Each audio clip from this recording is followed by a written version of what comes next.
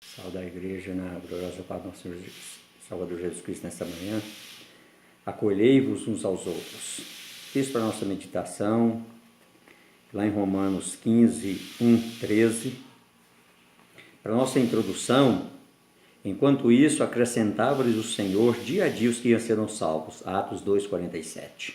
Nos primeiros dias, a comunidade cristã era composta basicamente de um seleto grupo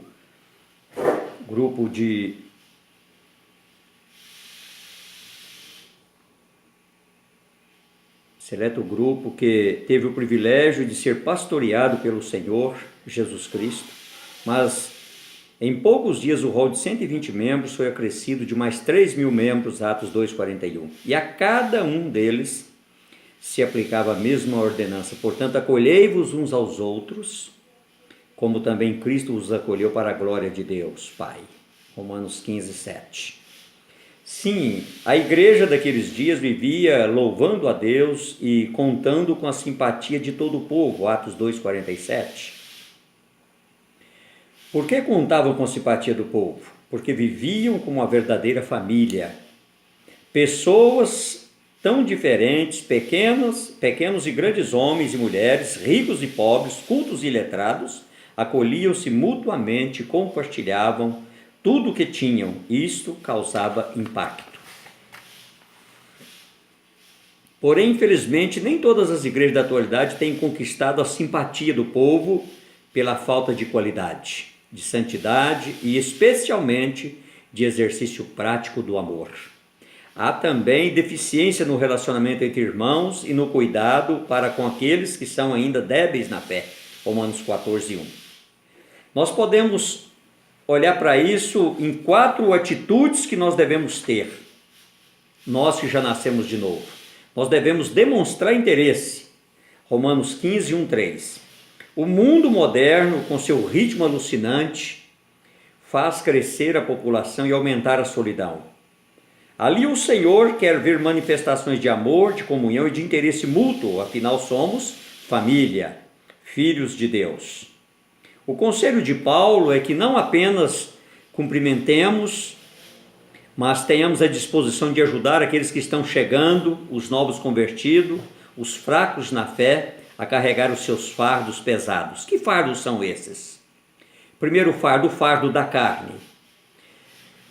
Ainda fracos na fé, entre fazer a vontade de Deus ou satisfazer os desejos da carne, precisamos demonstrar interesse por eles, solidariedade e disposição de ajudá-los, aconselhar-os e interceder por suas vidas. Segundo fardo, o fardo do mundo.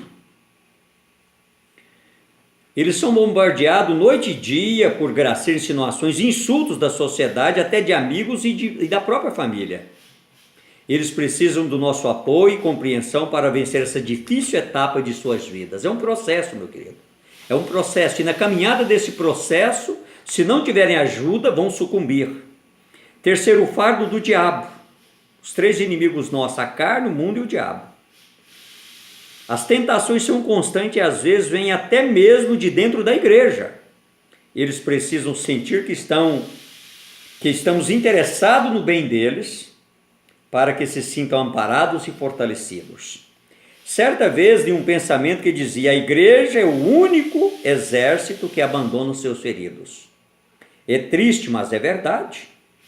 Precisamos mudar esta infeliz realidade. O abandono acontece pela falta de persistência, pelo comodismo, pela indiferença e pelo desinteresse dos próprios cristãos.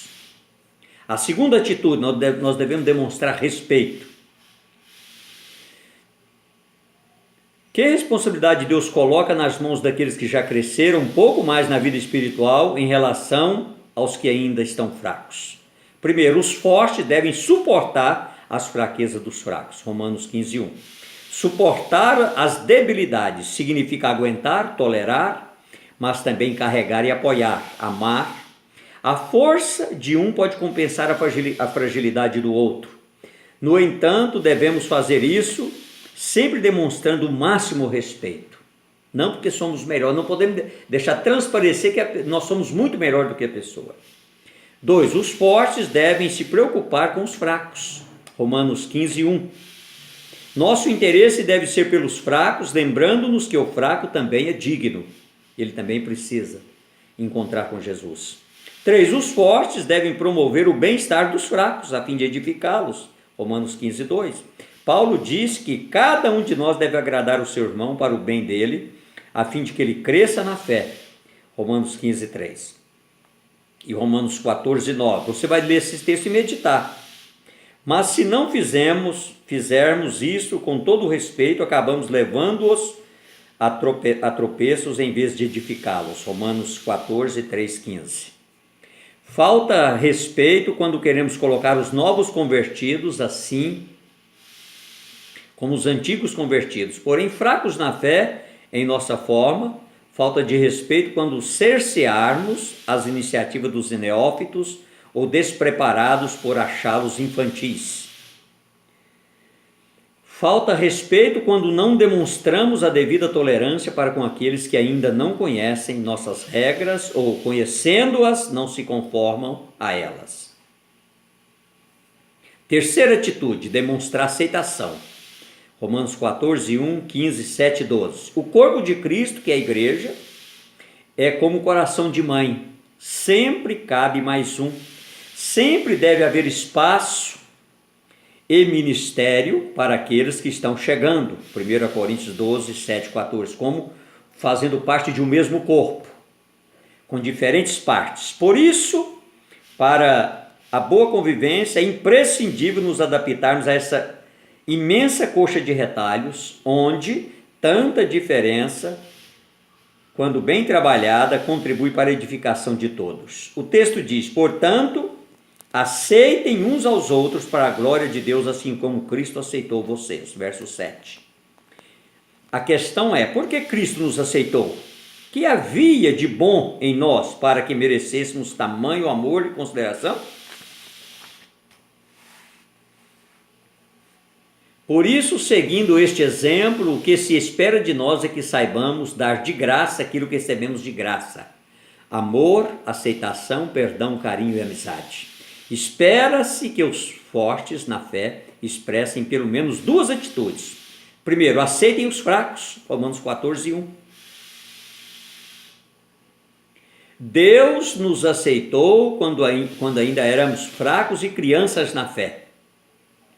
É o mesmo que nós devemos proceder para com aqueles que se mostram fracos espiritualmente. Nós precisamos fortalecer, levantar, motivar, dar para eles palavra diante. Segundo, aceitem os fortes.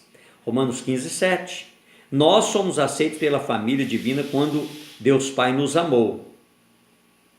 Agora é nossa vez de manifestarmos alegria ao acolhermos uns aos outros, sem competição nem vanglória, sem rivalidade. Não tenha cada um em vista o que é propriamente seu, senão também cada qual o que é dos outros. Nós precisamos crer nessa premissa. Nós não somos melhores do que ninguém.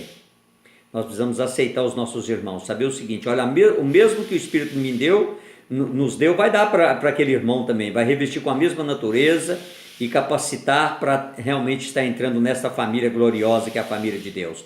Quarta atitude, demonstrar esperança, Romanos 15, 13. O que dava esperança ao apóstolo era ver o progresso que o evangelho vinha promovendo na vida dos cristãos romanos.